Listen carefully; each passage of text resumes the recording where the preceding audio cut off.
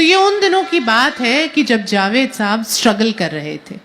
तो एक दिन वो साहिर के घर पहुंचे तो साहिर ने बड़ी नरमी से उन खुददारी को चोट ना पहुंचाने की गरज से कहा, नौजवान ड्रेसिंग टेबल पर 200 रुपए रखे हैं, रख लो, जब हो तब वापस कर देना।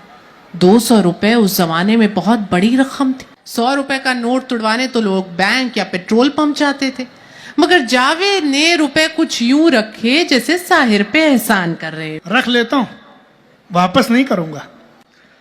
वक्त गुजरा, जावेद की मुलाकात सलीम खान से हुई और फिर तो सब जानते हैं कि उन्होंने खूब पैसे कमाए, मगर साहिर के वो 200 रुपए कभी वापस नहीं किए, बल्कि जब भी उनसे मिलते तो उन्हें छेड़ते हुए कहते, साहब आपके वो 200 रुपए मेरे पास हैं, अब वापस कर सकता हूं, करूंगा नहीं।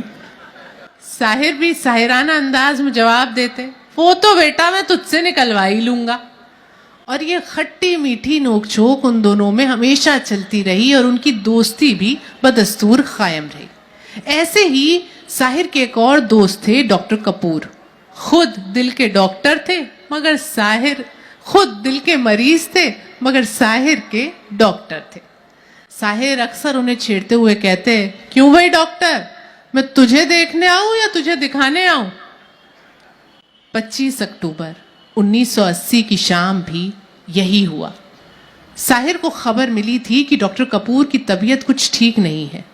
उन्होंने अपने ड्राइवर अनवर को बुलाया और फौरन डॉक्टर कपूर के घर पहुंचे।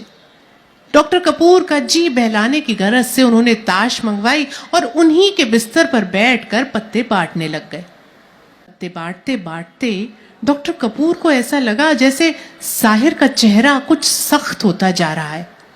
उन्होंने पुकारा, साहिर, साहिर, साहिर।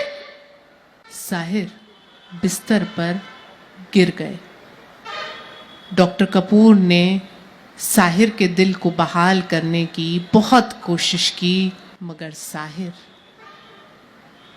जा चुके थे। मरते मरते उनके आखिरी अल्फाज थे, चेहरे पर चेचक के 1000 दाग सही डॉक्टर कपूर, जिंदगी खूबसूरत है, मैं मरना नहीं चाहता। बहरहाल साहिर मर चुके थे। उनका ड्राइवर अनवर दौड़ता हुआ आया, उसने साहिर की लाश को संभाल लिया। साहिर की लाश को उनके घर लाया गया। रात हो चुकी थी। जावेद अख्तर सबसे पहले थे जो वहां पहुंचे थे। रात बहुत हो गई थी, कहां जाएं, क्या करें, किसे बुलाएं, कुछ नहीं किया। जावेद अख्तर ने साहिर की लाश के सिरहाने बैठे रहे और रोते रहे बच्चों की तरह। जब सुबह हुई तो एक एक करके लोगों को खबर करना शुरू किया और फिर आना शुरू हुआ लोगों का हुजूम, और फिर शुरू हुआ काम। दरवाजा खोल दो, खिड़की बंद कर दो, कुर्सियां लगा दो, चटाई बिछा दो। जिसने जैसा कहा जावेद ने वैसा किया। रोते रहे। साहिर की लाश को कब्रिस्तान लाया गया। एक हुजूम उनके हमराह था। साहिर की लाश को दफनाया गया और यह हुजूम जो साहिर के जनाजे के हमराह आया था, ये वापस लौटने लगा अपने सीनों में एक खामोशी मुसल्लत किए हुए। जावेद अख्तर भी वापस लौट रहे थे चुपचाप, कि तभी पीछे से वाजिदा तबस्सुम के शौहर अशफाक दौड़ते हुए आए। जावेद की पीठ को हल्के से थपथपाया और कहा, जावेद कुछ रुपए हैं? वो मैं सुबह जल्दी जल्दी में आया, बटुआ रखना भूल गया, कब्र खोदने वाले को देने हैं। जावेद अख्तर ने पूछा, कितने रुपए?